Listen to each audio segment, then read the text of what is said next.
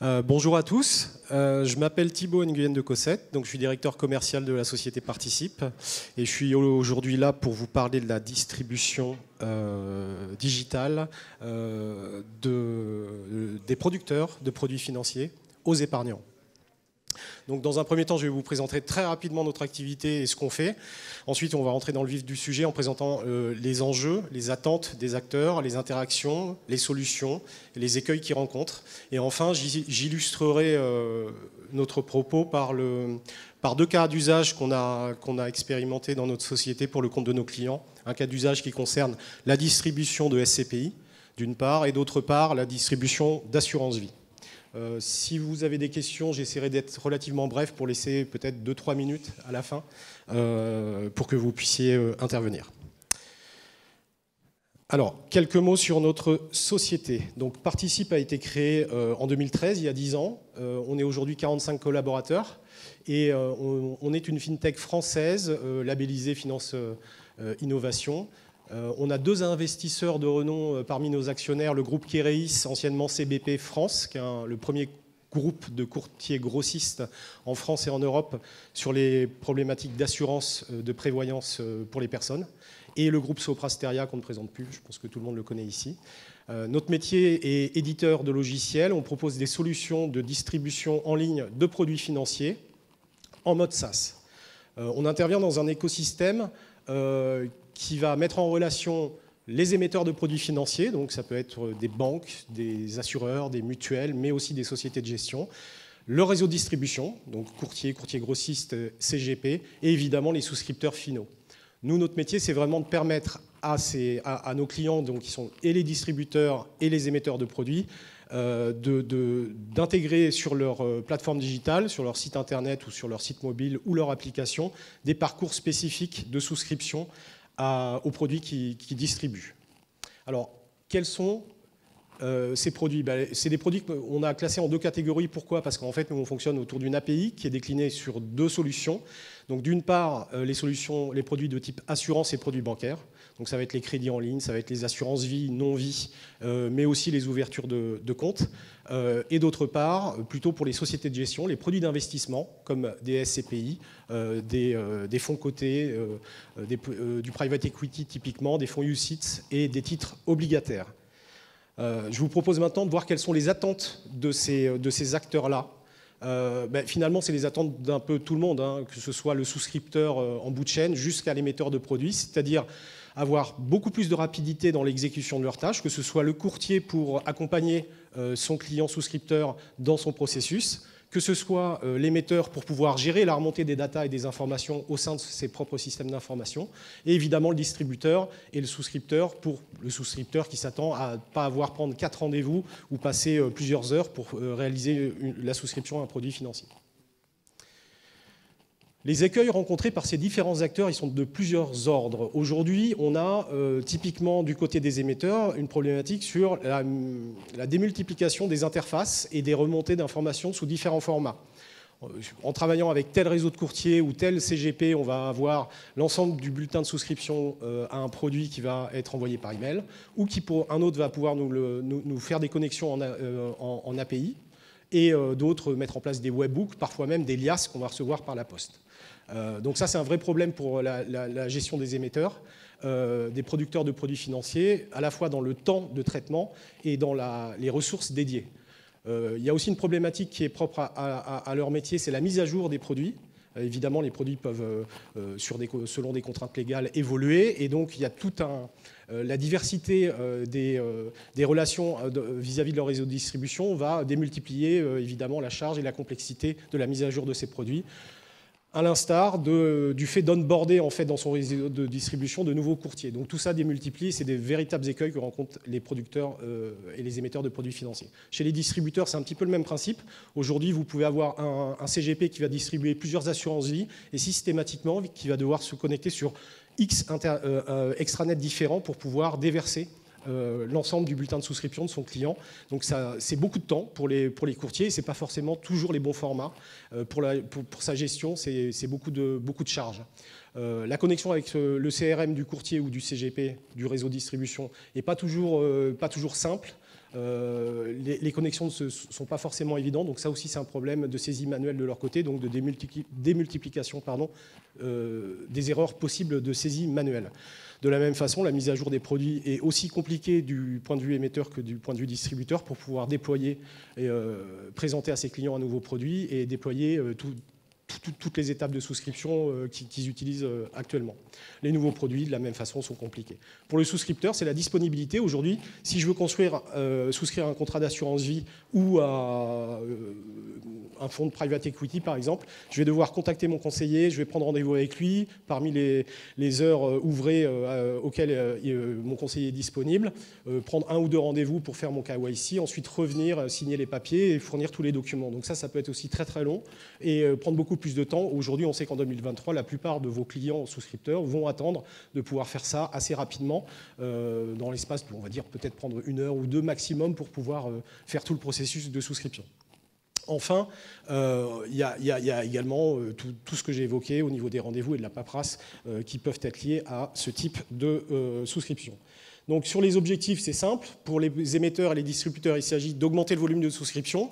Pour les émetteurs, c'est d'avoir un réseau de distribution qui s'étoffe facilement et rapidement, sans complexité, tout en respectant la compliance nécessaire, donc avoir quelque chose qui évite toutes les erreurs de saisie manuelle, et évidemment plus de simplicité et de rapidité. Les distributeurs ont eu une problématique additionnelle en termes d'objectifs, c'est-à-dire qu'ils veulent plus de volume, mais aussi plus de produits dans l'absolu, et ils doivent pouvoir assurer leur devoir de conseil lors de l'accompagnement de leurs clients. Enfin, les souscripteurs, c'est la possibilité de souscrire, par exemple, dimanche à 23 h si j'ai envie de lancer ma souscription, et j'aurais plus qu'à envoyer mes documents et avoir une confirmation dès le lundi matin de mon conseiller ou de mon courtier. Donc tous ces éléments-là vont pousser une solution, nous, qui nous semble celle dans laquelle on croit, parce qu'on l'a constituée, c'est-à-dire une solution digitale qui va permettre de fournir une interface unique pour ces 3 acteurs-là, à partir de laquelle tout va être formaté selon un standard qui sera partageable à la fois par l'émetteur, par le distributeur, mais aussi par le client. Réaliser toutes les connexions, les automatisations et l'uniformisation des données par le biais de notre API vis-à-vis des différents systèmes d'information, à la fois des émetteurs et des distributeurs. Un petit mot sur l'évolutivité qui est extrêmement importante parce que souvent quand on onboard un nouveau produit, quand on crée un nouveau produit dans une interface existante, quand on fait quelque chose de maison c'est un peu compliqué. Là on a une solution en fait qui permet très facilement de recréer des produits qui vont être directement mis à disposition du réseau de distribution. Donc aujourd'hui, nous, on décline notre API sous 2 formes. Une forme qui va s'adresser plutôt au marché bancaire et assurantiel, ainsi qu'à leur réseau de distribution, courtier et courtier grossiste, qui s'appelle Participe Plug, et qui va concerner ce qui va nous intéresser aujourd'hui, plutôt l'assurance vie. Participe Finstore, pour sa part, s'adresse aux sociétés de gestion et au réseau de distribution, CGP, pour des produits d'investissement de type fonds, cotés, non cotés, private equity, SCPI et titres obligataires. Donc le premier cas d'usage que je vous propose de regarder, c'est un cas d'usage qui va concerner les SCPI. Comment est-ce qu'on a fonctionné? C'est simple, on a pris le cahier des charges de nos clients, on a configuré une plateforme qui est déjà préexistante, si vous voulez, c'est une sorte de squelette qui a déjà été éprouvé, qu'on va adapter en fonction des produits qu'on intègre. Ensuite, on interface les différents systèmes, donc les systèmes du client et émetteur du produit, donc la société de gestion et le réseau de distribution. S'ils utilisent par exemple Salesforce ou HubSpot, on réalise les connexions pour que tout soit automatisé dans l'interface. On personnalise, on donne la possibilité aux distributeurs de personnaliser tout le parcours pour qu'il y ait une souscription sans rupture de la part du souscripteur entre son site internet et le parcours qu'on attache. Donc c'est vraiment flawless pour le souscripteur et le lancement en ligne peut se faire en quelques semaines. Enfin, le plus rapide qu'on ait fait sur une SCPI, c'est en moins d'1 mois. En fait, la solution était clé en main, était mise en ligne.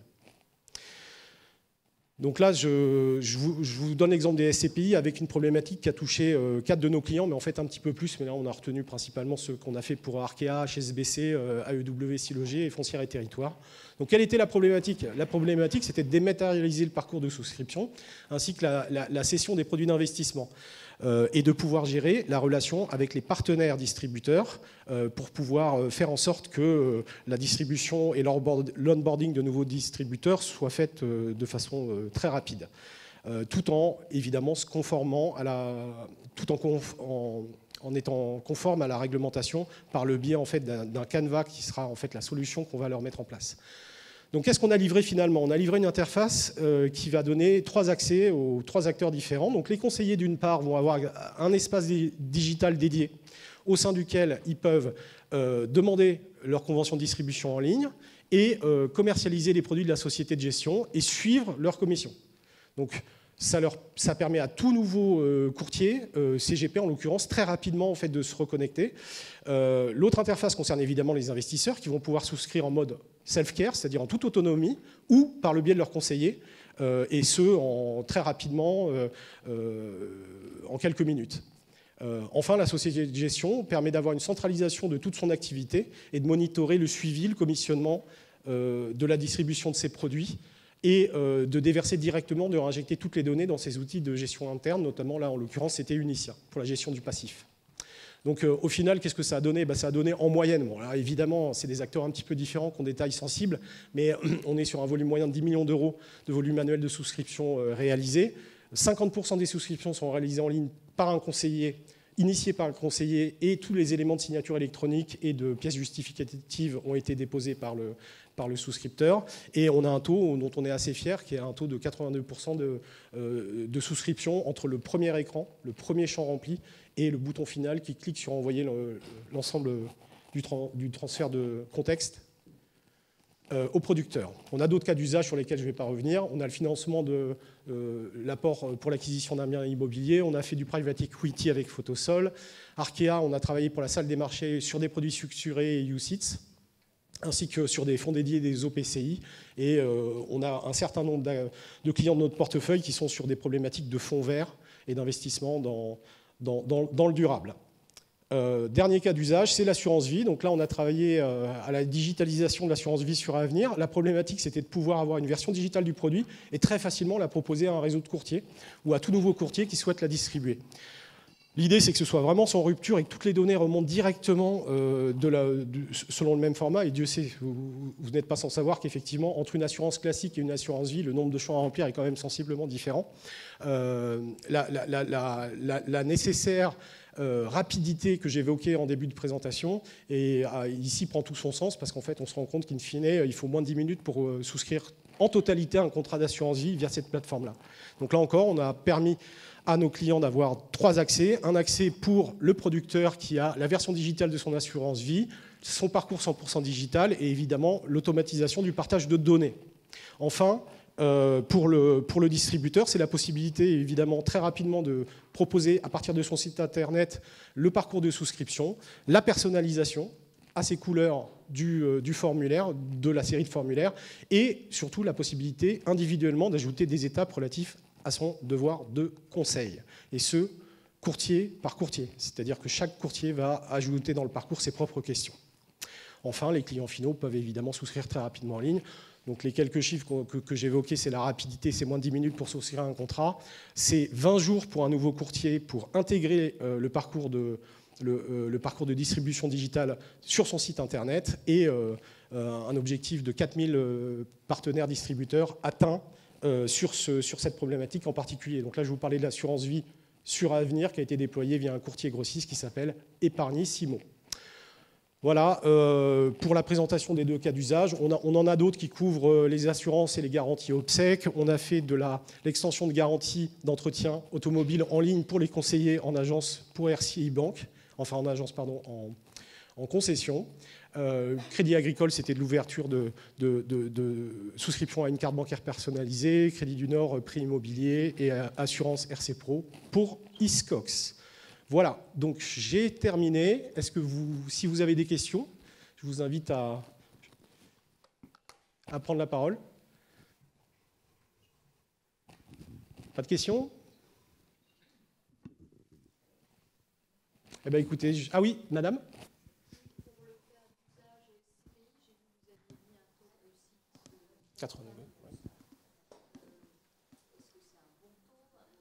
Ah, oui, c'est un bon taux si vous voulez. En fait, le benchmark classique sur les formulaires que vous avez. Alors, il y a 2 parties. Il y a les formulaires de ce qu'on appelle, quand vous allez comparer par exemple des produits d'assurance vie ou des produits d'assurance, vous avez les comparateurs. Donc ça sont des sites internet qui poussent en fait du lead vers votre site. Mais une fois qu'on rentre dans le parcours de souscription, c'est-à-dire qu'on pose les questions qui vont aboutir à un devis, ce qu'on appelle les questions tarifiantes, puis on rentre dans le parcours de souscription, c'est à partir de ce moment-là, c'est-à-dire à l'entrée, à l'arrivée de l'acquisition de l'audience, que vous allez calculer en fait votre taux de transformation entre le premier champ rempli, finalement le formulaire. Et en général, ces taux vont tourner plutôt autour de 40-45%. En moyenne. Alors après, ça dépend du produit, ça dépend de ce que vous achetez, si c'est des rasoirs électriques ou si c'est une assurance vie, évidemment, ça n'a rien à voir. Mais ce taux de transformation est quand même très très élevé, sachant que sur nos expériences et les différents produits qu'on gère, ça varie entre 55% et 82-85%. Donc ça, c'est un des taux les plus élevés qu'on a eu, en l'occurrence.